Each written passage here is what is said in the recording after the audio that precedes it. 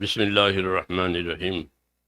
الحمد لله نحمده ونستعينه ونستغفره ونؤمن به ونتوكل عليه ونعوذ بالله من شرور أنفسنا ومن سيئات أعمالنا. من يهده الله فلا مضل له ومن يضلله فلا هادي له، ونشهد أن لا إله إلا الله وحده لا شريك له، ونشهد أن سيدنا ومولانا محمدا عبده ورسوله صلى الله تعالى عليه وعلى آله وصحبه وبارك وسلم تسليما كثيرا كثيرا.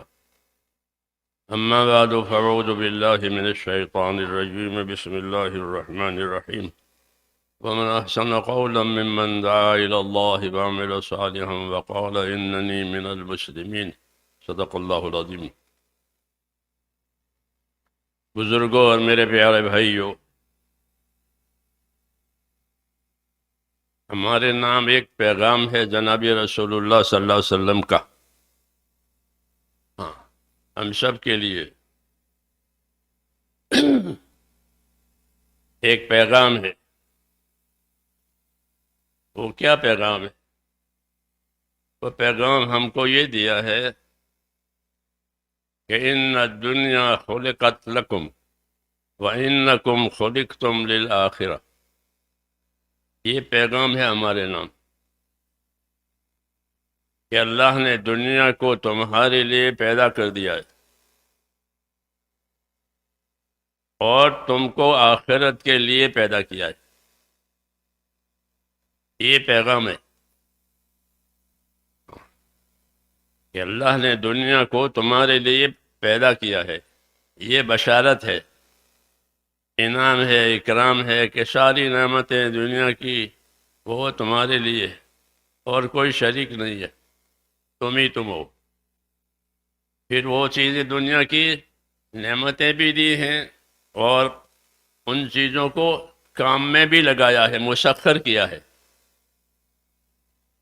اللہ نے دنیا کی چیزوں کو ہمارے لیے مسخر کیا ہے، یعنی ہمارے کام میں لگایا ہے، ہمارے لیے بنایا، ہمارے کام میں لگایا.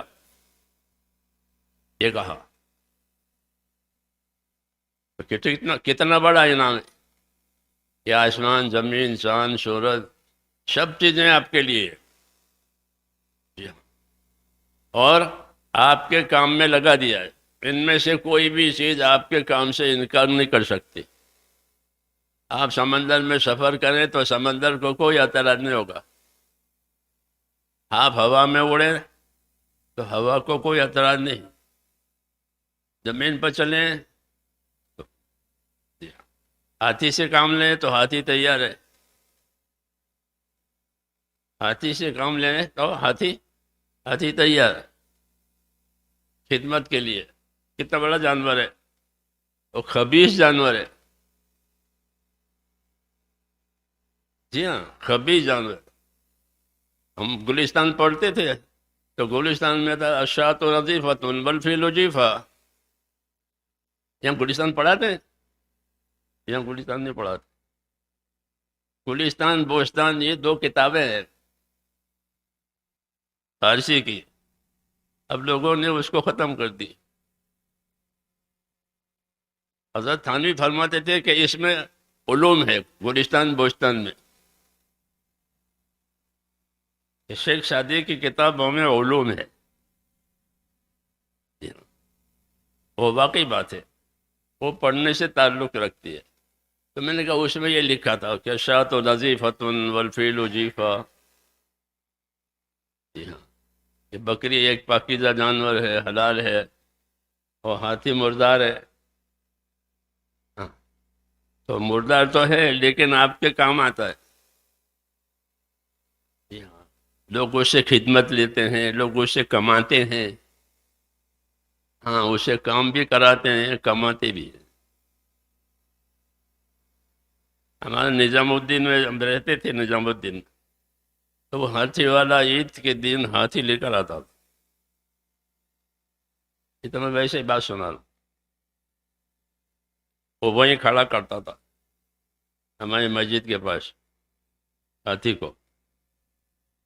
عید کے دن بچے ماں باپ ان کو پیسے بھی زیادہ دیتے عید کے دنوں میں،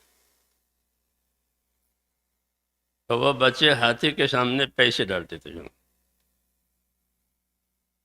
روپیہ ڈالا تو وہ روپے کو لے کر کے اوپر دیتا تھا، اوپر اس کا مالک بیٹھا ہوا ہے تو روپیہ لے کر کے اوپر دے، اور گھاس کھاوے خود۔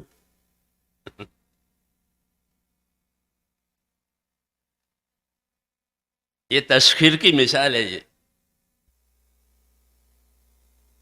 کہ اللہ نے تمہارے لیے سب چیزوں کو مسخر کیا ہے، تو وہ جانتا ہے کہ روپیہ میرے کام کا نہیں ہے، گھاس میرے کام کا ہے، یہاں تو روپیہ اٹھا کے اوپر دے ڈھونڈ اور خود گنج کر دے۔ اس کو تسخیر کہتے ہیں، یہاں کہ انسان اور جنات کے علاوہ سب تسخیر کے نیچے ہیں، یہ سب کو اللہ نے مسخر کیا ہے، یعنی کام میں لگایا ہے، آپ کے کام میں لگایا۔ بعض چیزوں کا کام بالواسطہ ہے اور بعض چیزوں کا بلا واسطہ ہے،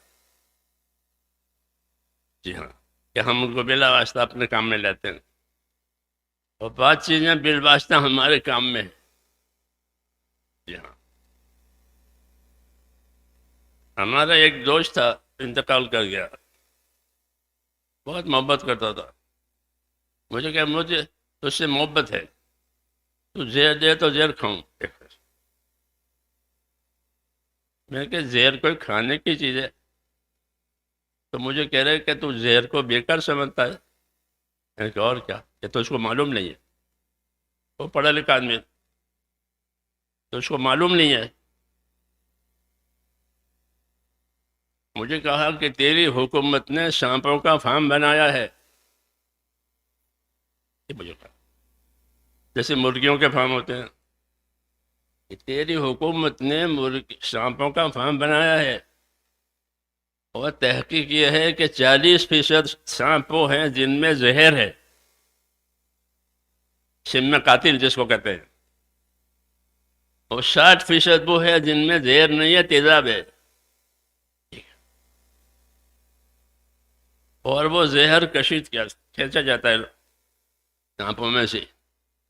کیوں کہ بعض بیماریاں ہوتی ہیں، ان کے لیے زہریلی دوا چاہیے، تو زہر کہاں سے آئے گا؟ کہ مجھے کہا زہر کہاں سے آئے گا؟ زہر تو سانپ میں ہی ہوتا ہے، تو زہر اس لیے بنا کہ دوائیں اس سے بنتی ہے، اور بعض جو بیماریاں ہوتی ہیں مہلک، کہ اس کا علاج اس سے ہوتا ہے۔ یہ ہے کہ اللہ نے سب چیزیں تمہارے لیے پیدا کی، تو کچھ چیزوں کا فائدہ بلا واسطہ ہوتا ہے، کچھ چیزوں کا فائدہ بالواسطہ ہوتا ہے، لیکن پیدا کی گئی ہے سب ہمارے لیے، جی ہاں، اللہ کی حکمت ہے۔ تو فرمایا رسول اللہ صلی اللہ علیہ وسلم نے کہ ساری دنیا کی چیزیں اللہ نے تمہارے لیے پیدا کی ہے، ان کو تمہارے کام میں لگایا ہے، اور تم کو آخرت کے لیے پیدا کیا ہے، یہ پیغام ہے انسانوں کو، اور خصوصاً ہم کو اللہ تعالیٰ نے آخرت کے لیے پیدا کیا، اور جو دنیا ہم کو ملی ہے وہ آخرت بنانے کے لیے ملی، یہ بھی ہماری رہبری کی گئی ہے کہ جو دنیا تمہارے پاس ہے وہ تم کو عیش کے لیے نہیں دی گئی ہے، بلکہ آخرت بنانے کے لیے دی گئی ہے۔ وابتغِ فیما آتاک اللہ الدار الآخرہ، کہ وابتغِ فیما آتاک اللہ الدار الآخرہ، جو دنیا تجھ کو ملی ہے اللہ کی طرف سے، اس سے تو اپنی آخرت بنا لے۔ دنیا سے آخرت بنانے والا سمجھدار کہا جاتا ہے، دنیا سے دنیا بنانے والا نادان کہا جاتا ہے۔ یہ دنیا سے دنیا بنائی، اور دنیا کی وجہ سے آخرت بھولنے والا مغرور ہے، دھوکے میں ہے۔ یہ ہے کہ دنیا سے دین بنا آخرت بنانے والا سمجھدار ہے، کہ فانی سے باقی بنا رہا ہے، وہ سمجھدار ہے۔ الکیس من دان نفسہ وعمل لما بعد الموت، کہ باہوش آدمی وہ ہے، کہ باہوش سمجھدار کون ہے؟ کہ باہوش آدمی وہ ہے جو اپنی ذات پر قابو کرے۔ یہ پہلی بات، کہ باہوش آدمی وہ ہے جو اپنی ذات پر قابو کرے۔ اپنی ذات پر قابو کرنے کا کیا مطلب ہے؟ کہ اپنی ذات پر قابو کرنے کا مطلب یہ ہے کہ اپنے آپ کو اللہ کی رضا والے کاموں میں لگاوے، اس کی ناراضگی سے بچائے۔ یہ قابو کرنے کا مطلب ہے کہ الکیس من دان نفسہ، کہ سمجھدار آدمی وہ ہے کہ جو اپنی ذات پر قابو کرے اور موت کے بعد کام دے وہ عمل آج کرے۔ ایک عمل ہے جو موت کے بعد کام دے گا، تو کہ اس کے کرنے کا وقت کہ وہ آج ہی ہے۔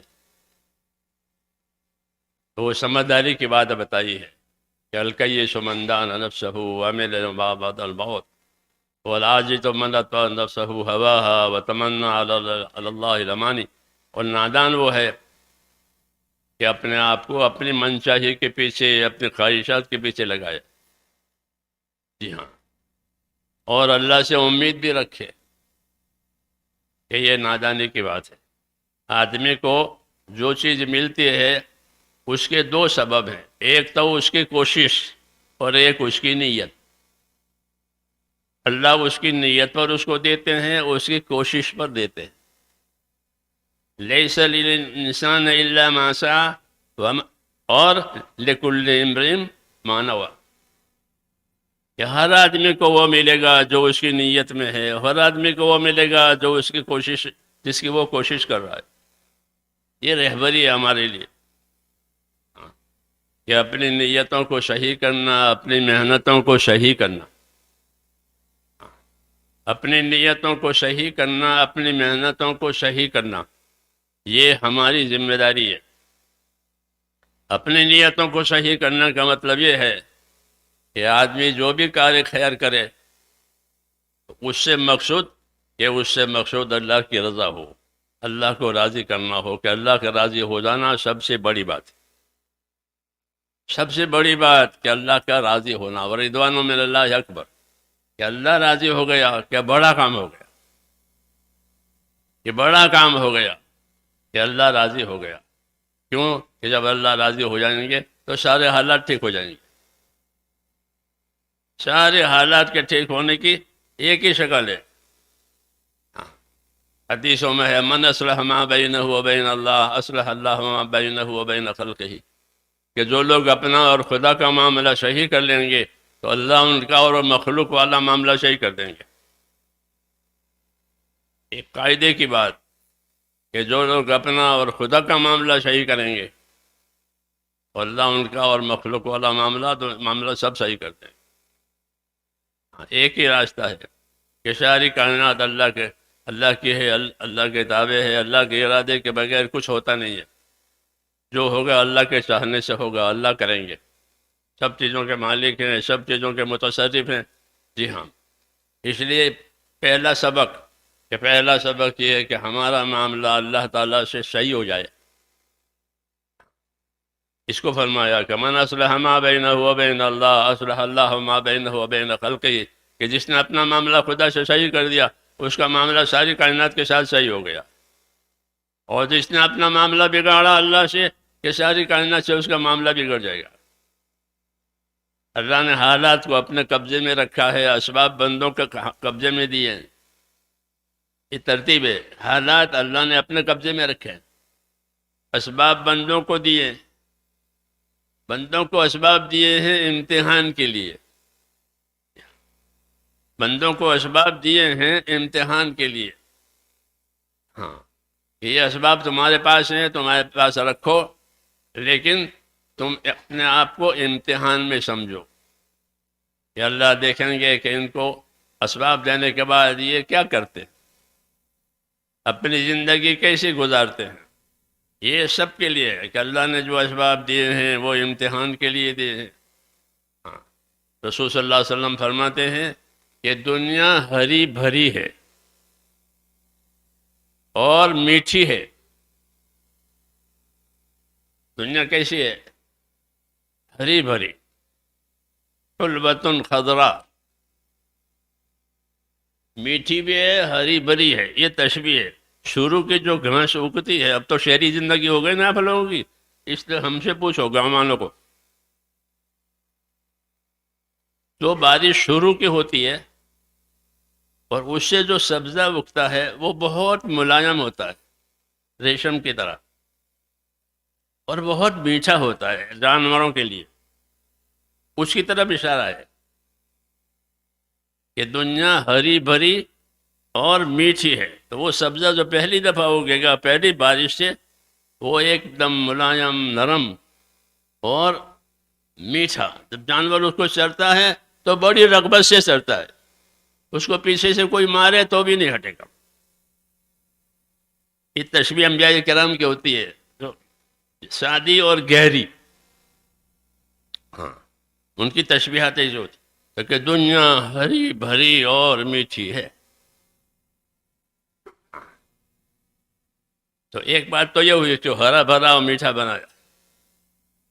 دوسری بات یہ ہے اس کے ہرا بھرا میٹھا ہونے میں کہ دنیا کی چیز کسی طریقے سے بھی لے آدمی اس کو میٹھی لگے گی. چوری کر کے پیسے کمائے اور اس پیسوں سے مٹھائی خریدی، چوری کے پیسوں سے، تو وہ مٹھائی کیسے لگے گی؟ بولو. اور اپنے پسینے سے کمایا اور اس پیسے سے مٹھائی خریدی، وہ کیسے لگے گی؟ بھئی تو حلال کی کمائی کے ہے تو میٹھی لگے گی، اور وہ حرام کی کمائی کے، چوری کے پیسوں کے، وہ کڑوی لگے. کیسا نہیں ہے؟ ایسا نہیں ہے. وہ ہر حال میں میٹھی لگے گی. حرام کے پیسوں سے آوے، حلال کے پیسوں سے آوے، وہ ہری بھری اور میٹھی ہے. ان دنیا حلوۃ خضرا. یہ ہری بھری، ہر ایک کو ہری بھری لگتی ہے، میٹھی لگتی ہے. حرام سے لے، حلال سے لے رہے، ظلم سے لے، انصاف سے لے، ہر حال میں وہ ہری بھری اور میٹھی ہے. یہ ایک پہلو ہے اس کا. دوسرا کہ اللہ تعالیٰ نے اس کو ایسا بنایا ہے، اور ایسا بنانے کے بعد وَإِنَّ اللَّهَ تَعَالَى مُسْتَخْلِفُكُمْ فِيهَا فَيَنْظُرَ كَيْفَ تَعْمَلُونَ. اس دنیا میں اللہ تمہیں ایک کے بعد ایک کو لائیں گے ہری بھری میٹھی بنا کر. پہلے ہمارے دادا تھے، پھر باپ آئے، پھر باپ کے بعد ہم آئے، پھر ہمارے بعد ہمارے اولاد آئے گی اسی دنیا میں جو ہری بھری اور میٹھی ہے. ایک کے بعد ایک کو لائیں گے. کیا بات ہے؟ ایک کے بعد ایک کو لائیں گے. جی ہاں، اور یہ دنیا اس کے حوالے کریں گے. کیوں کریں گے؟ کہ فَيَنْظُرَ كَيْفَ تَعْمَلُونَ، کہ آپ دیکھیں گے کہ انہوں نے اس دنیا میں کیا عمل کیا ہے. تو اس میں اشارہ ہے کہ دنیا عمل کے لیے ہے، اس کے لیے یہ دارالعمل ہے. دنیا دیکھ کر کے اللہ تمہیں دیکھیں گے کہ تم کیا عمل کرتے ہو. یہ دارالعمل بنایا اس کو، اس کے اسباب ہم کو دے دیے اللہ تعالیٰ نے. جی ہاں، ہمارے قابو میں دیے، ہمارے استعمال میں آتے ہیں، فائدے اٹھ. لیکن مقصود اس سے یہ ہے کہ اس دنیا میں وہ کیا عمل کرتے. یہ بتایا کہ دنیا کی حقیقت بتائی کہ وہ ہری بھری اور میٹھی ہے، اور ہمیں اندر رکھنے کا اور دنیا میں لانے کا کی اصلی وجہ یہ ہے کہ یہاں سے یہاں ہم عمل بنائیں گے. اسی کو کہا کہ وَابْتَغِ فِيمَا آتَاكَ اللَّهُ الدَّارَ الْآخِرَةَ، کہ تجھ کو دنیا جو دی گئی ہے تو اس سے اپنا عمل بنا. عمل کیسے بنائیں گے؟ عمل کیسے بنائیں گے اور عمل سے کیسے فائدہ اٹھائیں گے؟ تو عمل بنانے کے لیے اور عمل سمجھانے کے لیے اللہ تعالیٰ نے رسولوں کو بھیجا ہے. ہاں، آدمی کے اندر عمل کرنے کی طاقت ہے، اس کو اللہ نے یہ طاقت دی ہے کہ وہ عمل کرے گا. اللہ کی ناراضی کا عمل بھی کر سکتا ہے، رضا والا عمل بھی کر سکتا ہے، تھوڑا بھی کر سکتا ہے، زیادہ بھی کر سکتا ہے. جی ہاں، اس کو اللہ نے عمل کی استعداد دی ہے۔ یہ استعداد کہاں لگے، یہ طاقت کہاں لگے کہ جسے نفع ہو، کیونکہ یہ طاقت دی گئی ہے، استعداد دی گئی ہے، یہ کہیں نہ کہیں لگے گی، یا اپنی کھوٹ میں لگائے گا یا اپنے نفع میں لگائے گا۔ کل الناس یغدو فبائع نفسہ موبقها وموتقها، ہر آدمی دنیا میں سوداگر ہے، تاجر ہے، ہر آدمی دنیا میں تاجر ہے۔ یہ تاجر مال لگاتا ہے، نفع لیتا ہے، تجارت یہ ہے کہ مال لگا نفع لیا، مال لگایا نفع لیا، اسی کو تاجر کہتے ہیں جو نفع کمائے، اور جو نفع نہ کمائے وہ خاسر ہے، وہ کھوٹ میں ہے۔ تو کھوٹ نہیں پسند کرتا تاجر، وہ نفع کماتا ہے۔ تو کہ ہر آدمی دنیا میں تاجر ہے، پھر کوئی تاجر تو نفع اٹھا لیتا ہے، کوئی تاجر کھوٹ میں اترتا ہے۔ کل الناس یغدو فبائع نفسہ موبقها وموتقها، کہ ہر آدمی دنیا میں اپنی صلاحیت لگائے گا، جسے تاجر اپنا مال اپنی تجارت پر لگاتا ہے اور پھر نفع کماتا ہے یا کھوٹ میں اترتا ہے، ایسے ہر آدمی دنیا میں اپنی صلاحیت لگائے گا۔ اس صلاحیت کے لگانے میں بعض لوگ نفع کما لیں گے اور بعض لوگ یا کھوٹ میں اتر جائیں گے۔ جی ہاں، نفع کمانے کی کیا راہ ہے، کھوٹ میں اترنے کی کیا راہ ہے؟ کہ جس نے آخرت کو سامنے رکھ کر کے کام کیا وہ نفع والا ہے۔ جس نے آخرت کو سامنے رکھ کر کام کیا وہ ہے نفع والا، اپنی صلاحیتوں کو آخرت بنانے پر لگایا، کیونکہ جیسے حضور نے فرمایا کہ تم کو آخرت کے لیے پیدا کیا ہے۔ تو جس نے اپنی صلاحیتوں کو آخرت بنانے کے لیے کہا وہ ہے نفع میں، اور اللہ نے آخرت بنانے کے لیے اور دنیا کو سلامت رکھنے کے لیے ہم کو دین دیا ہے، ہم کو دین دیا ہے کہ اس دین سے تمہاری آخرت بنے گی اور تمہاری دنیا سلامت رہے گی۔ اس لیے یہ بات آئی کہ آخرت بنانے کے لیے دین ہونا ضروری ہے، دنیا کی سلامتی کے لیے بھی دین ہونا ضروری ہے۔ دین نہیں ہوگا تو سلامتی نہیں آئے گی، بلکہ فساد ہوگا۔ ہاں، فساد ہوگا دین نہ ہونے کی وجہ سے۔ کوئی ایک دوسرے کے حقوق کو نہیں پہچانیں گے اور اللہ کے حقوق کو بھی نہیں پہچانیں گے، تو جانوروں کی زندگی ہو جائے گی۔ جی ہاں، تو فساد ہوگا۔ اس لیے دنیا کے فساد کو سلامتی میں لانے کے لیے اور آخرت کے نجات کے لیے اللہ نے ہم کو دین دیا ہے۔ یہ سب سے بڑا انعام ہے، یہ سب سے بڑا انعام ہے کہ ہم کو دین ملا، سب سے بڑا احسان ہے کہ ہم کو دین ملا۔ یہ اللہ نے کہا ہے میں نے تم کو دین دیا ہے، یہ بڑی نعمت ہے۔ تو اب یہ بات ہے کہ اس دین کا کیا تقاضا ہے کہ جب اللہ نے ہم کو دین دیا ہے تو ایک تو موٹی بات ہے کہ جب اللہ نے ہم کو دین دیا ہے تو ہماری بے دینی کسی حال میں پسند نہیں کی جائے گی۔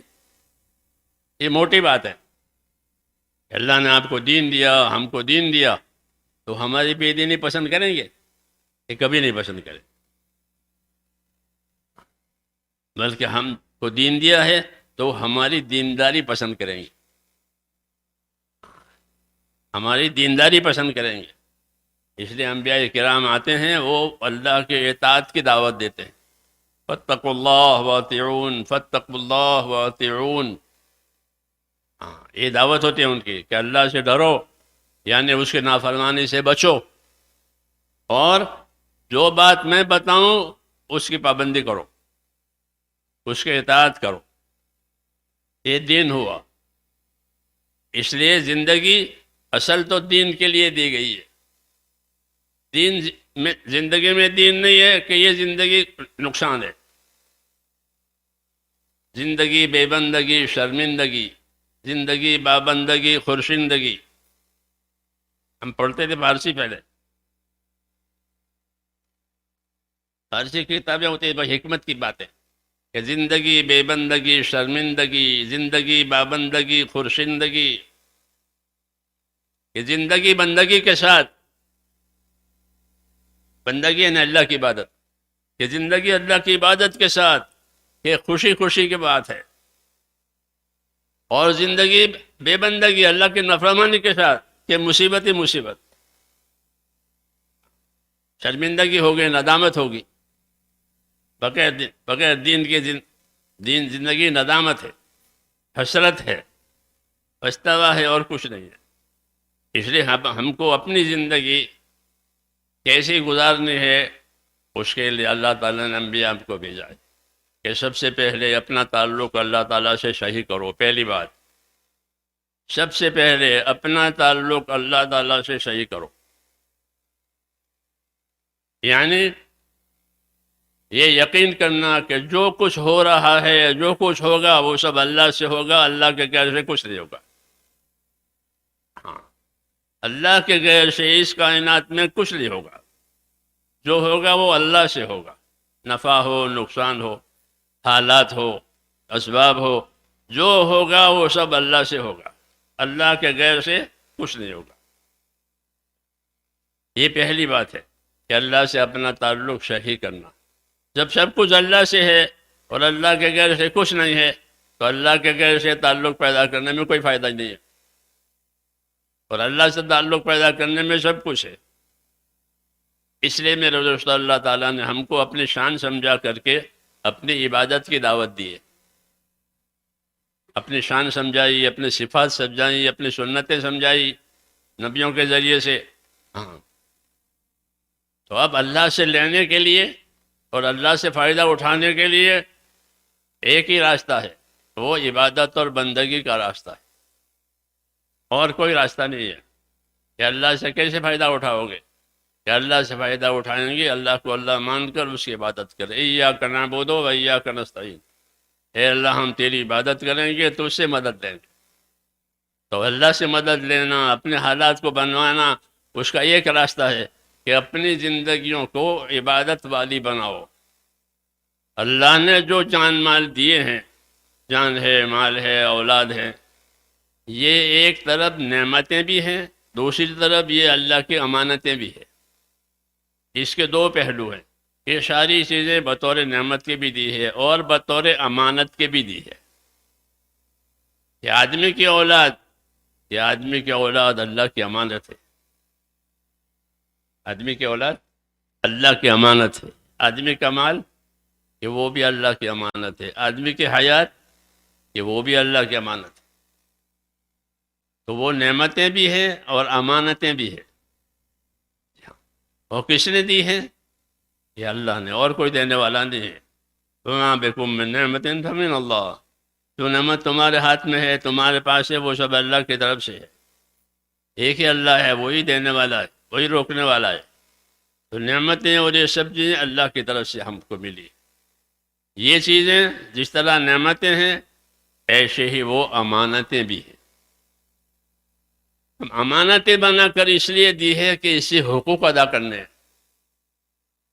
امانت ہے، جیسے حکومتیں اپنے آدمیوں کو، اپنے ملازموں کو بہت سی چیزیں دیتی ہے، گاڑیاں دیں گے، گھوڑے دیں گے، کیا کیا دیں گے۔ ہاں، تو کس کے لیے؟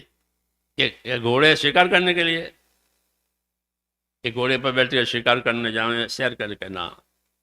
جتنے جو چیزیں دی ہیں حکومت نے، وہ حکومت کے کام کے لیے دیے، اپنے کام کے لیے کوئی چیز نہیں دی۔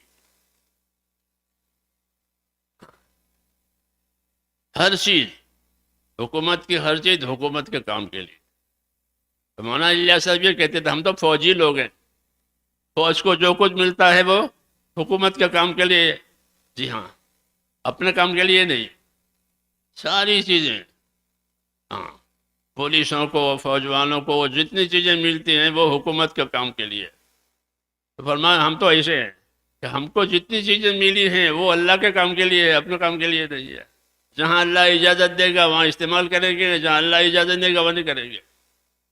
تو میں کہہ رہا تھا یہ نعمتیں بھی ہیں، یہ امانتیں بھی ہیں۔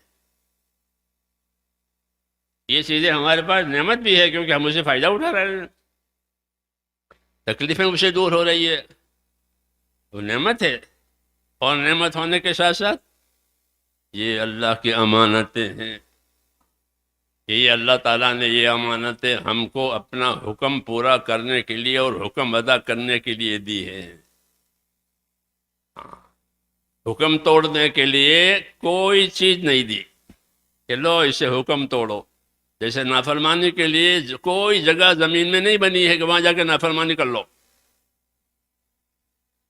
ہاں، لقمان حکیم اپنے بیٹے سے کہتے تھے کہ بیٹا نافرمانی کرنے کی دل میں آوے تو وہ جگہ تلاش کرنا جہاں اللہ نہ دیکھے۔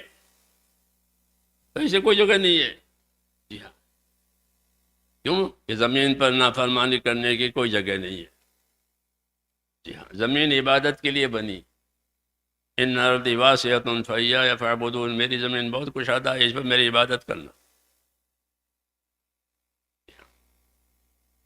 تو ساری چیزیں جو دی گئی ہیں کہ وہ اللہ کے حکموں کو پورا کرنے کے لیے دی گئی ہے، نافرمانی کرنے کے لیے، حکم توڑنے کے لیے، حکم چھوڑنے کے لیے کوئی چیز نہیں دی گئی۔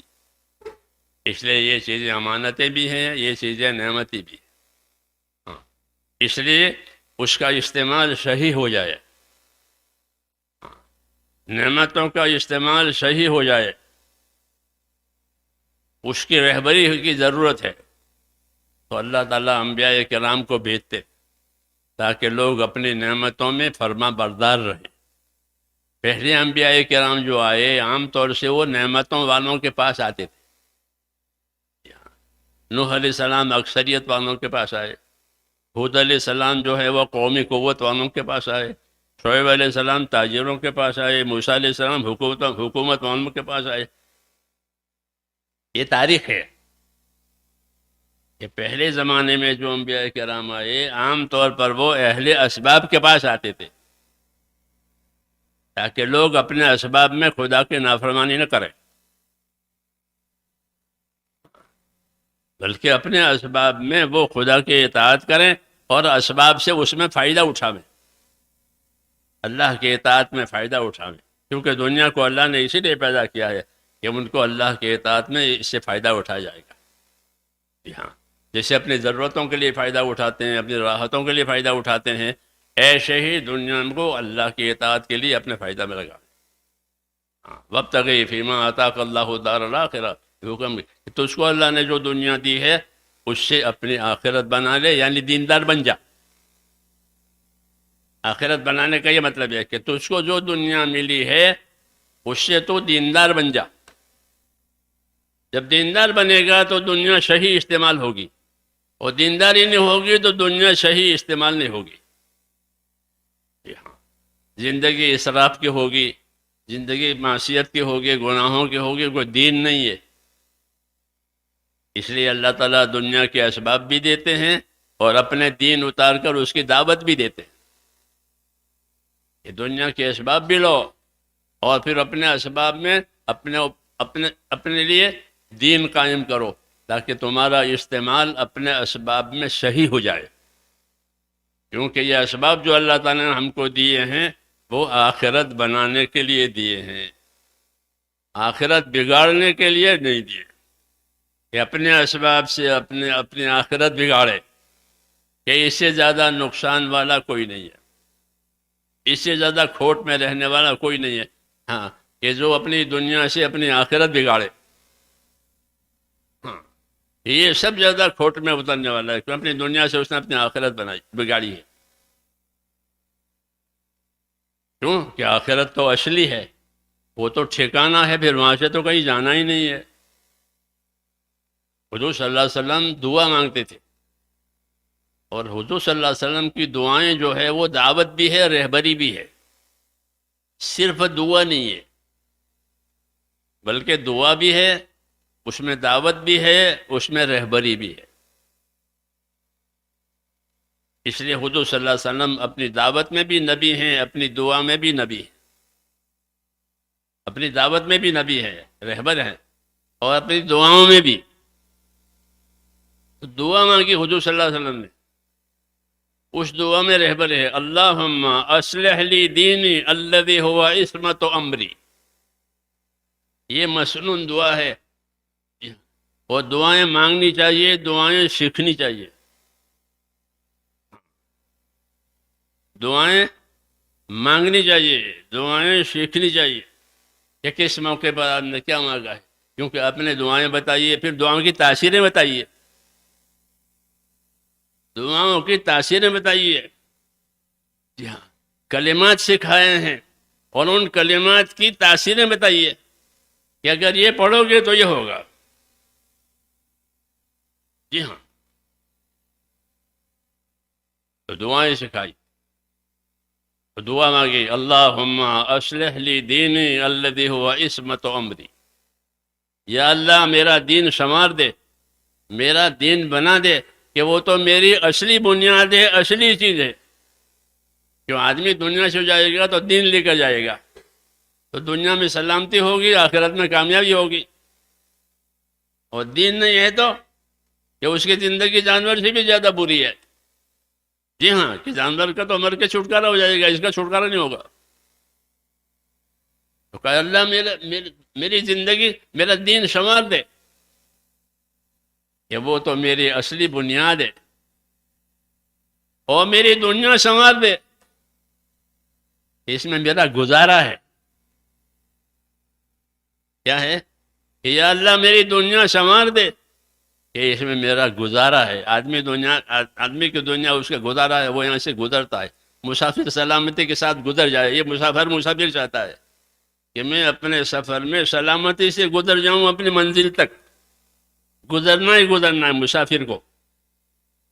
جی ہاں، تو یہ دعا مانگے کہ اللہ میری دنیا سنوار دے کہ اس میں میرا گزارا ہے. روز روز گزر رہے ہیں کہ میری دنیا سنوار دے کہ اس میں میرا گزارا ہے، میرا دین سنوار دے کہ میری اصلی بنیاد ہے کامیابی کی. جی، اور میری آخرت سنوار دے. ہاں، یہ تعلیم ہوئی کہ اللہ سے یہ 3 چیزیں مانگو. کتنی؟ یہ 3 چیزیں اللہ سے مانگو. کہ دین مانگو، اور دنیا ایسی مانگو جس میں گزارا ہو جاوے، کوئی جھنجھٹ نہیں، کوئی جھگڑا نہیں، کوئی فتنہ نہیں، عافیت والی زندگی ایسی کہ دنیا میں اللہ تعالیٰ سے عافیت مانگو. یہ عافیت کیسے کہتے ہیں؟ عافیت کیسے کہتے ہیں؟ علماء نے عافیت کی یہ شرح کی ہے کہ آدمی کو عافیت اللہ دے، یعنی وہ کسی دینی فتنے میں نہ پڑے. پہلی بات، عافیت اس کو کہتے ہیں کہ آدمی کسی دینی فتنے میں نہ پڑے اور کسی موذی اور مہلک بیماری میں مبتلا نہ ہوئے، اس کو عافیت کہتے ہیں. کوئی موذی مہلک بیماری میں نہیں پڑے اور کسی دینی فتنے میں نہیں پڑا. باقی بخار آئے گا، بیمار ہوگا، یہ تو ہوتا ہے تھوڑا. اور دنیا کی عافیت، کہ عافیت کا یہ مطلب ہے کہ عافیت اللہ تعالیٰ. تو یہ کہا کہ میری دنیا سنوار دے کہ اس میں میرا گزارا ہے، میرا دین سنوار دے کہ یہ تو میری اصلی چیز ہے، اور میری آخرت بنا دے. کہا یا اللہ میری آخرت بنا دے کہ کیوں؟ کہ وہ تو میرا اصلی گھر ہے، اصلی ٹھکانہ ہے، پھر وہاں سے کہیں جانا نہیں ہے. جیسے اس شہر کے رہنے والا سفر کر کے یہاں آ گیا، اب کہاں جائے گا؟ اب کہیں نہیں جانا، میرا گھر ہے، میرا گھر ہے، میں یہیں کا مقیم ہوں. تو وہ کہا کہ آخرت کہ معاد، کہ یہ تو میرا اصلی ٹھکانہ ہے. تو یہ چیزیں ہم کو تعلیم دی ہے کہ اپنا دین بناؤ. سب سے پہلے کیا بناؤ؟ اصلح لی دینی، کہ میرا دین، اپنا دین بناؤ. تو پہلی چیز میرے دوستو دنیا میں جو بنانی ہے وہ اپنا دین بنانا ہے. اور دین بنانے کا مطلب یہ ہے کہ ایک تو اللہ کی ذات سے ہمارا تعلق صحیح ہو جاوے، ہمارا یقین صحیح ہو جاوے اللہ تعالیٰ سے کہ جو ہوگا وہ اللہ سے ہوگا، اللہ کے گھر سے کچھ نہیں ہوگا. جو کرے گا وہ اللہ کرے گا، کچھ نہیں. حیات موت، اور حیات اور موت کے بیچ میں جتنے حالات ہیں وہ سب اللہ کے قبضے میں، کسی قبضے میں کچھ نہیں.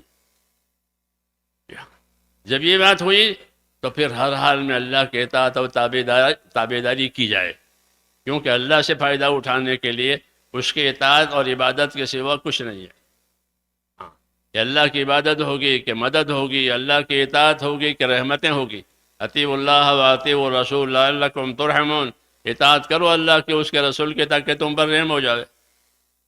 تو رحمت کے حالات لانے کے لیے اللہ رسول کی اطاعت ہے۔ جی ہاں، اطاعت کی تاثیر ہے یہ کہ جب اللہ رسول کی اطاعت ہوگی تو رحمتیں ہوگی، انفرادی اطاعت ہوگی تو انفرادی رحمت ہوگی، اجتماعی اطاعت ہوگی تو اجتماعی رحمتیں ہوگی۔ جی ہاں، سارے حالات ٹھیک ہو جائیں گے اللہ کے اطاعت کی وجہ سے۔ جی ہاں، اس لیے یہ ایک دعوت ہے ہمارے پاس کہ ہماری زندگی اللہ کے اطاعت والی گزرے،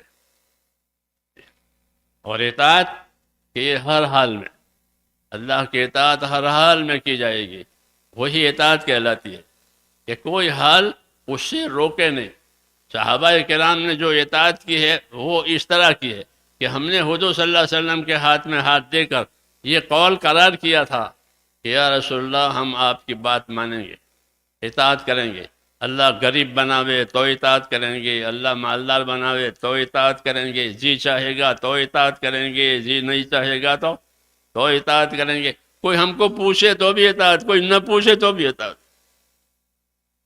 یہ مسئلہ مشکل ہوتا ہے، جس کی پوچھ ہوتی ہے اس کو تو شوق ہوتا ہے، اور جس کی پوچھ نہ ہو تو اس کو انقباض ہوتا ہے، وہ گھبراتا ہے کہ مجھے کوئی پوچھتا نہیں ہے۔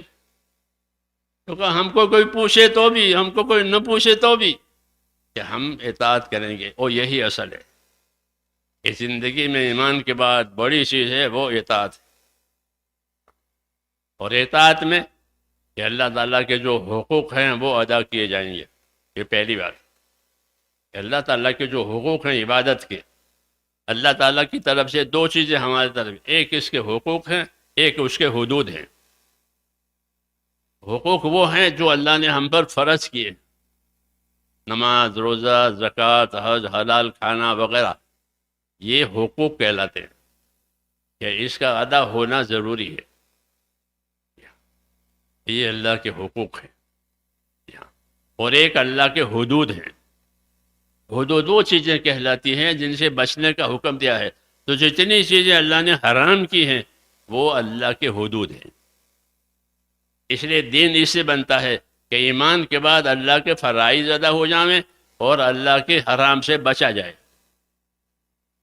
اس سے بنے گا دین کہ اللہ کے فرائض ادا ہو جائیں ایمان کے بعد، کہ نمازیں اچھی سے اچھی پڑھی جائے۔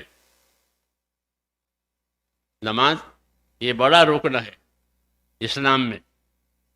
نماز اور حج یہ دو بڑے ارکان، علماء کہتے ہیں کہ اسلام میں یہ دو بڑے ارکان ہیں، کسی مذہب میں نہیں ہے۔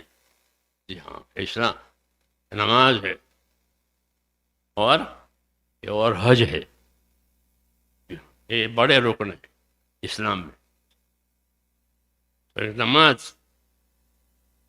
نماز کا معیار اور نماز کا مرتبہ سب سے اونچا دین میں، اس لیے کہ اللہ نے یوں کہا انی معکم لئن اقمتم الصلاۃ وآتیتم الزکوٰۃ وآمنتم برسلی، میں تمہارے ساتھ ہوں۔ ختم ہو گئی بات، میں تمہارے ساتھ ہوں۔ کب؟ کہ تم نماز قائم کرنے والے بنو۔ اس لیے اس میں ہماری ذمہ داری یہ ہے کہ ایمان کے بعد ہماری عبادتیں صحیح ہو جائے۔ ایمان کے بعد ہماری عبادتوں کو صحیح کرنا، اور عبادت صحیح ہوگی جب وہ عبادتیں حضور صلی اللہ علیہ وسلم کے طریقے کے پر ہوگی۔ ہاں، اس لیے اللہ تعالیٰ نے عبادتوں کو صحیح کرنے کے لیے علم اتارا ہے، علم اتارا ہے اللہ نے، اور اس علم کا سیکھنا فرض ہوا ہے کہ اس کو علم دین کو سیکھو۔ یہ علم دین اس لیے آیا ہے تاکہ حقوق کی پہچان کرائے کہ کس کا کیا حق ہے۔ جیسے دنیا کے علوم دنیا کی چیزوں کی ترقی کے لیے ہے، بجلی میں یہ ہے، پانی میں یہ ہے، ہوا میں یہ ہے، یہ اسے فائدہ اٹھانے کے لیے وہ فنون کہلاتے ہیں، یہ علوم کہلاتے ہیں، وہ فنون کہلاتے ہیں، وہ تجربوں پر ہے، اور یہ اللہ کی طرف سے ہے۔ تو اللہ تعالیٰ نے ہم کو علم دیا ہے اور علم کا حاصل کرنا فرض کیا ہے کہ علم حاصل کرو تاکہ اللہ کا حق پہچانو۔ جس کے پاس علم نہیں ہوگا وہ حق نہیں پہچانے گا، جاہل ہے۔ اس لیے ہمارے دین میں جاہل اس کو کہتے ہیں جس کو حقوق کی خبر نہ ہو۔ جس کو حقوق کی خبر نہ ہو وہ جاہل۔ اس لیے حقوق کے پہچاننے کے لیے اللہ تعالیٰ نے علم اتارا ہے۔ سب سے پہلے اللہ کا حق ہے، اللہ کا حق یہ ہے کہ اس کی عبادت کی جائے۔ اسی طرح جتنے تعلقات اتنے حقوق، جتنے تعلقات اتنے حقوق۔ اس لیے دین کا علم اس لیے دیا گیا ہے کہ یہاں ہمارے تعلقات ہیں۔ آدمی میں اور حیوان میں یہ فرق ہے کہ حیوانوں کے آپس میں کوئی تعلق نہیں ہے۔ بقائے باہم کے نہیں فقہا بقائے باہم، تو بقائے باہم جو ہیں وہ انسانوں میں ہے، جی ہاں، حیوانوں میں نہیں ہے۔ اس لیے ان پر یہ چیز بھی نہیں ہے۔ اور ہمارا معاملہ ایک دوسرے کا بقا، ایک دوسرے کی وجہ سے، ایک دوسرے کی حاجتیں ایک دوسرے سے وابستہ ہے، جی ہاں۔ اس لیے یہاں ایک دوسرے کے حقوق، اور حقوق میں 3 چیزیں ہوتی ہے: انصاف، احسان، ایثار۔ یہ 3 چیزیں حقوق میں ہوتی ہے۔ ایک انصاف، کہ انصاف نہیں ہے تو ظلم ہوگا، جی ہاں۔ دنیا ایسی ہے کہ ایک چیز نہیں ہے تو اس کی ضد قائم ہو جائے گی۔ جیسے اندھیرا اجالا نہیں ہے تو کہ اندھیرا قائم ہو جائے گا۔ وَمِن كُلِّ شَيْءٍ خَلَقْنَا زَوْجَيْنِ لَعَلَّكُمْ تَذَكَّرُونَ۔ اس میں یہ بات بتائی کہ ہم نے ہر چیز کا جوڑا بنایا ہے تاکہ تم دھیان کرنا پڑے گا کہ اگر انصاف نہیں کرو گے تو ظلم آ جائے گا، روشنی کا انتظام نہیں کرو گے تو اندھیرا ہو جائے گا۔ ایسا ایک دوسرے کی ضد ہے، ایسا بنایا، جوڑا بنایا ہے، ضد کا جوڑا، تاکہ دھیان کرو۔ انصاف نہیں کرو گے تو یہ ظلم، ایمان نہیں ہوگا تو کفر آ جائے گا فوراً، جی ہاں۔ وَمِن كُلِّ شَيْءٍ خَلَقْنَا زَوْجَيْنِ لَعَلَّكُمْ تَذَكَّرُونَ۔ ہم نے ہر چیز کا جوڑا بنایا ہے، دھیان کرنا۔ تو جوڑا بنانے کا یہ مطلب ہے کہ ایک دوسرے کی نقیض ہے، ایک دوسرے کی ضد ہے کہ مثلا ایمان نہیں ہوا تو فوراً کفر آ جائے گا، ہاں، انصاف نہیں ہوا تو فوراً ظلم آ جائے گا۔ اس لیے کہا ہم نے ایک دوسرے کی ضد بنائی ہے، جوڑے بنائے ہیں، تم دھیان کرنا کہ ادھر سے ادھر نہ ہو جائے۔ وَمِن كُلِّ شَيْءٍ خَلَقْنَا زَوْجَيْنِ لَعَلَّكُمْ تَذَكَّرُونَ۔ اس لیے میں نے کہا کہ ہم کو آپس کے تعلقات کے لیے انصاف سکھایا، احسان سکھایا۔ کیا سکھایا؟ جیسے اللہ سے تعلق کے لیے اخلاص سکھایا، ایمان سکھایا، یہ اللہ سے ہے۔ مخلوق سے کہ مخلوق کے ساتھ احسان اور انصاف، ان اللہ یامر بالعدل والاحسان، کہ اللہ تمہیں حکم دے گا انصاف کرنے کا، اللہ تمہیں حکم دے گا احسان کرنے کا۔ کس کے ساتھ؟ مخلوق کے ساتھ، کہ مخلوق کے ساتھ انصاف کرو، جو اپنے لیے پسند کرو وہ دوسروں کے لیے پسند کرو، جو اپنے لیے ناپسند کرو وہ دوسروں ناپسند۔ یہ ہوگا تو مسلم بنے گا، ہاں۔ اور اس سے اعلیٰ درجہ یہ ہے کہ احسان کرو۔ انصاف کرنا تو فرض ہے، احسان کرنا کہ احسان ہے، مستحب ہے۔ جیسے تول کے دو اور جھکتا دو، حدیث میں تو تول کے دینا تو انصاف ہے، کیونکہ پیسے لیے ہیں، برابر تول کے دو، اور جھکتا دو تو جھکتا دینا، کہ جھکتا دینا انصاف ہے، زین و عرش ہے۔ حضور نے فرمایا کہ تول کے دے اور جھکتا دے، تو تول کے دینا انصاف ہے اور جھکتا دینا احسان ہے۔ اور اللہ دونوں باتوں کا حکم دیتا ہے، ان اللہ یامر بالعدل والاحسان، کہ اللہ تمہیں انصاف کا بھی حکم دیتے ہیں، اللہ تمہیں احسان کا۔ یہ بندوں میں ہے، بندوں میں، مخلوق میں انصاف اور احسان کے ساتھ رہو، اللہ کے ساتھ ایمان اور اخلاص کے ساتھ رہو۔ یہ دعوت ہے اللہ تک کہ اس سے معاشرت اور آپس کا رہن سہن صحیح ہوتا ہے، جی ہاں۔ جو آپس کا معاشرت اور رہن سہن صحیح ہوگا تو اس میں دینی زندگی آسان ہو جائے گی، ہاں۔ کہ جتنی ہماری معاشرت اور رہن سہن آپس میں صحیح ہوگی اتنی دینی زندگی آسان ہوگی۔ حضور صلی اللہ علیہ وسلم نے بھائی بھائی بنا کر کے دین کا کام کرایا، 2 آدمی کو بھائی بنایا، کہ تم اس کے بھائی ہو، تم اس کے بھائی ہو۔ تو یہ بتایا کہ دین کا کام ہوگا جب یہ بھائی بن جائیں گے، کونوا عباد اللہ اخوانا، کہ اللہ کے بندے رہو، آپس کے بھائی رہو، اللہ کے بندے رہو اور آپس کے بھائی رہو۔ جی ہاں، تو اللہ کے بندے ہونے میں بھی اللہ کی عبادت ہے، بھائی ہونے میں معاشرت ہے، کہ آپس کا رہن سہن صحیح ہو گیا۔ اس لیے میرے دوستو، دین اپنی زندگیوں میں قائم کرنے کے لیے یہی دو چیزیں، ایک اللہ کی عبادت والی زندگی بنے، اور ایک ہماری معاشرت، ہمارا رہن سہن انصاف والا، احسان والا، ایثار والا، یہ بنے۔ ہاں، دین کی دعوت کی یہی غرض ہے۔ جو دین کی دعوت ہم کو ملی ہے اور دین کی محنت ملی ہے، تو اس سے کیا چاہا جاتا ہے؟ کہ یہی چاہا جاتا ہے کہ اللہ کے تو بندے بنو، اللہ کے ساتھ ایمان، اخلاص، اس کی عبادت، اس کے فرائض، اور اس نے جو چیزیں حرام کی ہیں اس سے بچنے کی طاقت پیدا ہو جاوے، اور آپس کے تعلقات میں، کہ آپس کے تعلقات میں احسان ہو جاوے، انصاف ہو جاوے، احسان ہو جاوے، ایثار ہو جاوے آپس کے تعلقات میں۔ اس کو کہتے ہیں معاشرت، یعنی آپس کا رہن سہن صحیح ہوا۔ تو آپس کا رہن سہن صحیح ہوگا تو دین آسان ہو جائے گا۔ ہاں، دین ہمارا آسان ہو جائے گا۔ اس لیے یہ زندگی بنانی پڑے گی ہم، ایمان والی، اخلاص والی، اور حسن معاشرت والی، ہاں، ایک دوسرے کے حقوق پہچاننے والی۔ اس لیے اللہ تعالیٰ نے ہم کو دین دیا ہے، دین کی محنت دی ہے، دین دیا ہے، دین کی محنت دی ہے۔ دین سیکھنا ضروری ہے، اور محنت اس لیے کرنی ہے تاکہ وہ دین زندگی میں آوے۔ ہاں، دین کا یہ تقاضا ہے، جیسے دوا کا یہ تقاضا ہے کہ دوا بدن میں جائے تو نفع ہوگا۔ آنکھ کی دوا آنکھ میں جائے، کان کی دوا کان میں جائے، پیٹ کی دوا پیٹ میں جائے تو فائدہ ہوگا نہیں۔ وہ دوا اپنی جگہ پر نہ جائے تو پھر کوئی فائدہ نہیں ہے۔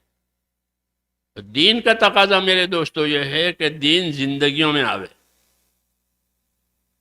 یعنی دلوں میں اللہ کا یقین آوے، اللہ کا خوف آوے، آخرت کی فکر آوے۔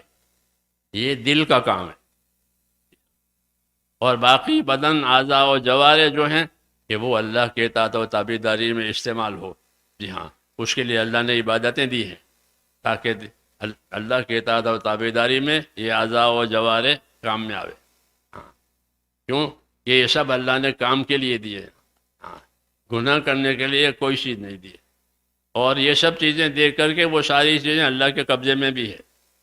مثلاً دعا میں اللہم ان قلوبنا و نواسینا و جوارحنا بیدک لم تملکنا منها شیئا فاذا فعلت ذلک بنا فکن انت ولینا واہدنا الی سواء السبیل، کہ آپ نے جو چیزیں ہم کو دی ہے تو وہ تو نعمتیں ہیں، آگے یہ ہے کہ ان تمام نعمتوں میں ہمارا چلنا ہدایت کے ساتھ ہو، اور ہدایت کے لیے اللہ نے ایمان کے ساتھ علم اتارا ہے۔ اس لیے دین کا سیکھنا بھی ضروری ہے۔ دین سیکھیں گے تو اللہ کا حق پہچانیں گے، دین سیکھیں گے تو دوسروں کا حق پہچانیں گے، دین سیکھیں گے تو اپنا حق بھی پہچانیں گے کہ میری ذات کا مجھ پر کیا حق ہے، میری ذات کا مجھ پر کیا حق ہے۔ لوگ اپنی حاجت راحت تو جانتے ہیں کہ میری یہ ضرورت ہے، میری یہ راحت ہے۔ سوال یہ ہے کہ تمہاری ذات کا تم پر کیا حق ہے؟ جیسے پڑوسی کا حق ہوتا ہے، ماں باپ کا حق ہوتا ہے، تو تمہاری ذات کا تم پر کیا حق ہے؟ یہ سوال ہے کہ میری ذات کا مجھ پر کیا حق ہے، تو اپنی ذات کا حق ادا کرو۔ کہ آدمی کی ذات کا حق یہ ہے کہ وہ آدمی اپنے آپ کو دوزخ سے بچاوے، یہ حق ہے اس کے اوپر۔ قوا انفسکم واہلیکم نارا، کہ تم اپنے آپ کو دوزخ سے بچاؤ۔ یہ ہر آدمی پر حق ہے کہ اپنی ذات کو دوزخ سے بچاوے۔ ہاں، اس کو ہم جانتے نہیں ہیں، تو کھانے پینے کو حق سمجھتے ہیں، وہ ٹھیک ہے، لیکن وہ تو گزارے کا حق ہے، یہ کامیابی کا حق ہے۔ ایک گزارے کا بھائی کھاؤ پیو نہیں تو مر جاؤ گے۔ ہاں، آدمی کھائے گا نہیں پیے گا نہیں مرے گا، ہلاک ہو جائے گا، تو وہ گزارے کا حق ہے۔ ایک حق کامیابی کا ہوتا ہے۔ کامیابی کس حق سے ادا کرنے سے ملے گی؟ کہ وہ دین سے ملے گی، وہ دین سے ملے گی۔ اس لیے کہا کہ تیری ذات پر تیرا حق یہ ہے کہ تو اس کو دوزخ سے بچاوے، اپنی ذات کو۔ تو میری ذات کا میرے حق پر یہ ہوا میرے اوپر کہ میں اپنے آپ کو دوزخ سے بچاؤں، یہ حق ہے۔ تو دوزخ سے کیسے بچائیں؟ دوزخ تو دیکھی نہیں ہے، کوئی چیز دیکھی ہو تو کہ بھائی دیکھو دیکھو، ایسا کہتے ہیں ادھر گاڑی آ رہی ہے، لیکن دیکھا ہی نہیں ہے تو کیسے بچائیں گے؟ حضرت علی فرماتے تھے کہ دیکھا نہیں ہے تو اسے بچنے کا طریقہ یہ ہے کہ دین سیکھو، دین سیکھو گے تو دوزخ سے بچ جاؤ گے۔ ہاں، دوزخ دیکھی نہیں ہے، لیکن دوزخ سے بچنے کا راستہ یہ ہے کہ دین سیکھو، کہ دین سیکھو گے تو پھر دوزخ سے نجات ہو جائے گی۔ ایمان اور اعمال کی وجہ سے اللہ تعالیٰ اپنی رحمتوں میں داخل کریں گے، جی ہاں، اور دوزخ سے بچا لیں گے۔ اس لیے یہ ذمہ داری آئی ہے دنیا میں کہ ہم اپنی ذات کو دوزخ سے بچانے کے لیے دین سیکھیں، ایسا ایمان سیکھیں جو ہمیں اللہ کے اطاعت پر لے جاوے، ایسا ایمان سیکھیں جو ہمیں حرام سے بچائے، ایسا ایمان سیکھیں جو فرائض اور حقوق ادا کراوے، کیونکہ یہ طاقت ایمان سے پیدا ہوتی ہے۔ ایمان نہیں ہوگا تو کسی کا حق کوئی پرواہ نہیں۔ جی ہاں، جیسے جاہلیت کے زمانے جو یتیموں کا مال کھا جاتے تھے، مسافروں کو لوٹ لیتے تھے، جی ہاں، کیوں؟ ایمان نہیں ہے۔ اور ایمان آئے گا تو پھر حقوق ادا کرنے کی طاقت پیدا ہوگی، ہاں، حرام سے بچنے کی طاقت پیدا ہوگی، فرائض پر قائم ہونے کی طاقت پیدا ہوگی، وہ ایمان سے۔ اس لیے ہم کو اللہ تعالیٰ نے دین اور ایمان دیا، اور دین ایمان دے کر اس کی محنت بھی دی کہ اس کی محنت کرو، سیکھنے کی، سکھانے کی، دوسروں کو دعوت دینے کی، ہاں، کیونکہ اب کوئی نبی نہیں آئے گا جو دعوت دے اور سکھاوے، یہ ہم کریں گے۔ جب یہ محنت ہوگی تو پھر ہمارے اندر وہ چیزیں پیدا ہوگی کہ ایمان آئے گا، اعمال آئیں گے، اخلاق آئیں گے، حقوق کی ادائیگی آئے گی، اور دنیا میں سلامتی آئے گی اور آخرت کی نجات ہوگی۔ تو میرے بھائیوں، ہماری یہ ذمہ داری ہے۔ خلاصہ یہ ہے کہ ہماری ایک ذمہ داری یہ ہے کہ ہم اپنے آپ کو اپنے دین پر قائم رہنے والا بنائیں، اس کو استقامت کہتے ہیں، کہ اپنے دین پر قائم رہو، دین سیکھو اور اپنے دین پر قائم رہو، یہ ہماری ذمہ داری۔ ہاں، دوسرا کہ اپنے دین کے مددگار بنو، یہ دوسری ذمہ داری ہے۔ اپنے دین پر قائم رہو، یہ ذاتی زندگی ہے، انفرادی زندگی میں ہر آدمی اپنے دین پر قائم رہے، اپنا دین سنبھالے، کیوں کہ اس کی قبر میں اس کا دین پوچھے گا فرشتہ کہ ماں دینوں کا اپنا دین بتاؤ۔ تو اپنا دین سنبھالنے کی اس کو استقامت کہتے ہیں کہ اپنا دین سیکھو، اپنا دین سیکھ کر اس پر اپنے آپ کو قائم کرو۔ تو ایک ذمہ داری ہماری یہ ہے۔ دوسری ذمہ داری ہماری یہ ہے کہ ہم اپنے دین پر قائم رہتے ہوئے اپنے دین کے مددگار بنیں، یہ دوسری ذمہ داری ہے کہ اللہ کے دین کے مددگار بنو، ہاں، سیکھو، سکھاؤ، سیکھنے کی دعوت دو، اس کا ماحول بناؤ تاکہ ہر آدمی کو اپنے دین پر چلنا آسان ہو جائے۔ اس کی محنت کرو گے تو یہ دین پر چلانا آسان ہو جائے گا۔ اس لیے حضور صلی اللہ علیہ وسلم نے امت کو دین دیا، استقامت کا حکم اللہ نے نبی کو بھی دیا، امت کو بھی دیا۔ استقامت فاستقم کما امرت ومن تاب معک، اے ومن آمن معک، کہ آپ اپنے دین پر قائم رہیں، اور جو آپ پر ایمان لائے ہیں ایمان والے وہ بھی اپنے دین پر قائم رہیں ہر حال میں۔ دوسرا حکم ہم کو یہ دیا ہے کہ اپنے دین کے مددگار بنو۔ مدد کی مثال ایسی ہے جیسے پانی دینا زمین کو، نصر ینصر، اس کا ایک ترجمہ تو ہے مدد کرنا، یہ متبادر ہے، قریب کا معنی یہی ہے۔ اور نصر ینصر کا اصلی معنی جو ہے، آپ المنجد کو دیکھو گے تو میں لکھا ہے سقایت الارض،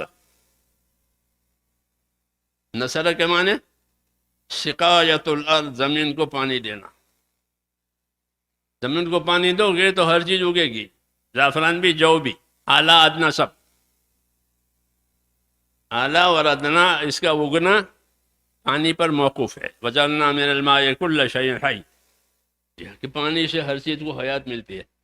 تو دین کی نصرت یہ دین کو پانی دینے کی مثال ہے کہ اپنے دین کو پانی دو تاکہ فرائض بھی واجب زندہ ہو جائیں، جی ہم سنتیں بھی زندہ ہو جائیں، اصلی معاشرت آپس کی وہ بھی زندہ ہو جاوے، کہ نصرت سے ساری چیزیں زندہ ہو جائے گی۔ سارے حالات صحیح ہو جائیں گے. ان تنصر اللہ ینصرکم. ہماری ذمہ داری اپنے دین کی مدد کرنے کی بھی ہے، اپنے دین پر قائم رہنے کی بھی ہے. ہاں، قائم رہنا یہ ذاتی زندگی کا تقاضا ہے، اور نصرت یہ سب کے ذمہ ہے کہ مل جل کر کے اللہ کے دین کی ایسی محنت کرو کہ امت میں دین آوے، امت میں دین آوے، ہر ماحول میں دین آوے، تو پھر دین پر چلنا آسان ہو جائے گا. اس لیے حضور صلی اللہ علیہ وسلم کے دین میں دونوں باتیں ہیں، استقامت بھی ہے، حرکت بھی ہے. اسلام کی مثال چکی کی ہے. آپ لوگوں نے چکی دیکھی ہے؟ وعلیکم السلام. کچھ پتہ نہیں ہے.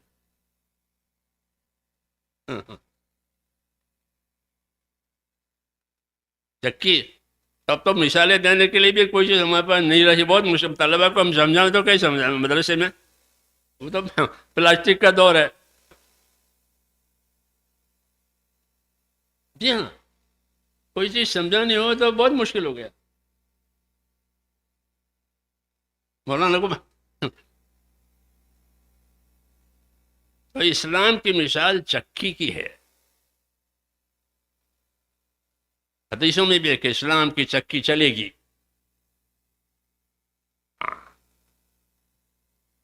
چکی میں دو ہے، ایک پارٹ حرکت کرتا ہے، ایک پارٹ ثابت لیتا ہے نیچے. اسلام میں دونوں باتیں، استقامت بھی ہے اور حرکت بھی ہے. استقامت اپنی ذات کے لیے ہوتی ہے، حرکت جو ہے وہ پورے عالم کے لیے ہوتی ہے. جیسے چکی حرکت کرتی ہے تو ہر طرف آٹا گرتا ہے چاروں طرف. چکی حرکت سے آٹا چاروں طرف گرتا ہے.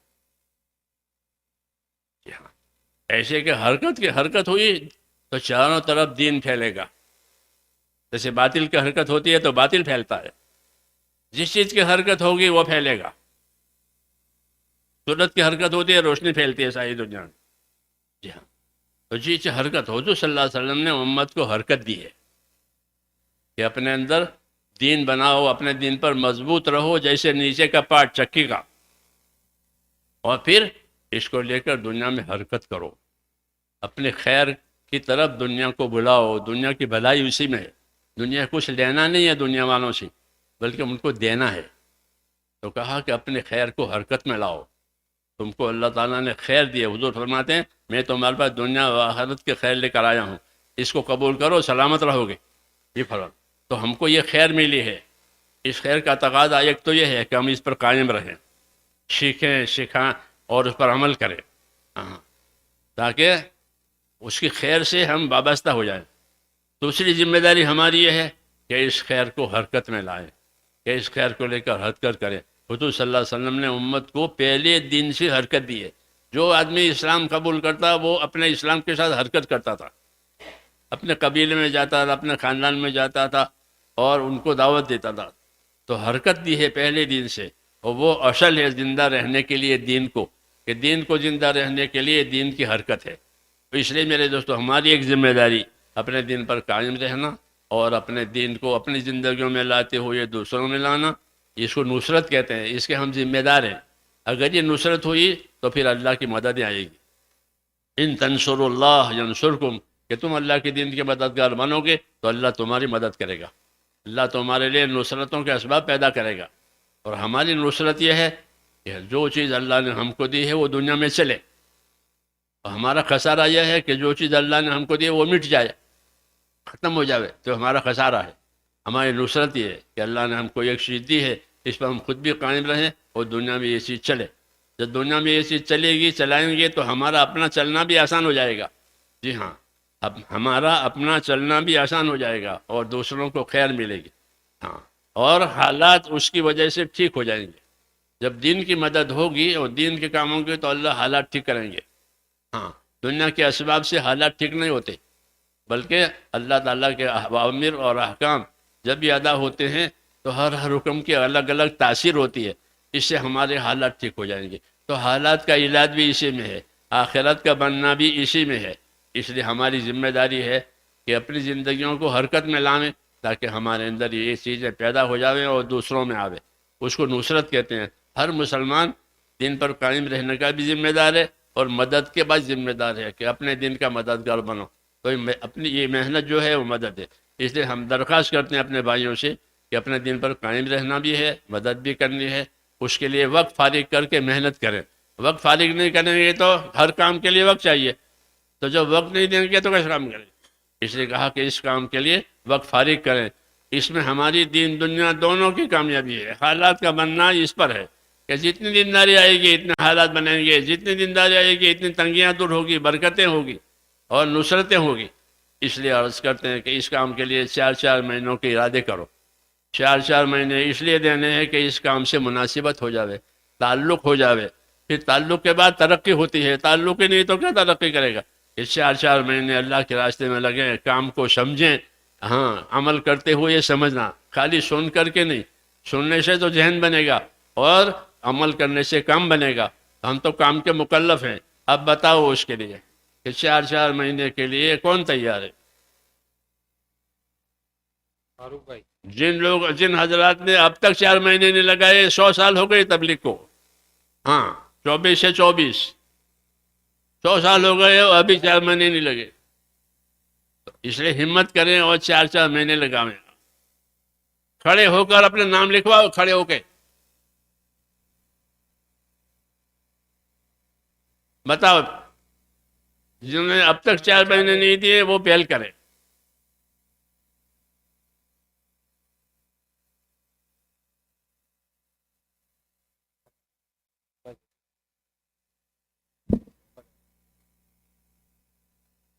فرماؤ.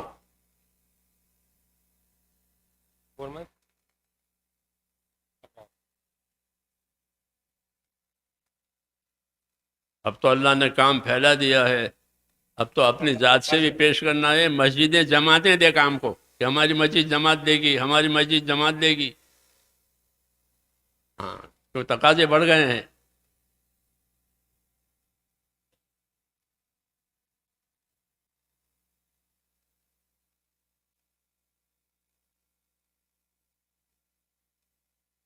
نیم تمیم فورمن.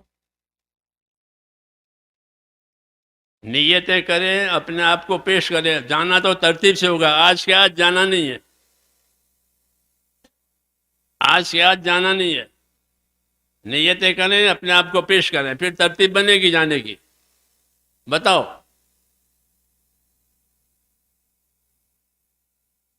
سب اردو سمجھتے ہیں؟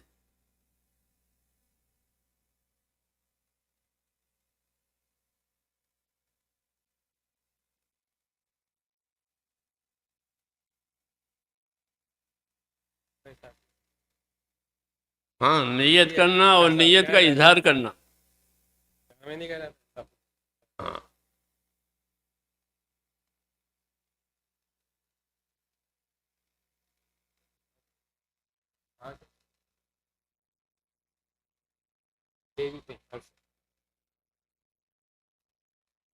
یہ بھی بتائیں کب نکلیں گے. آج ہم نے کہا آج کے آج 4 مہینے کی نیت کریں، کب نکلیں گے؟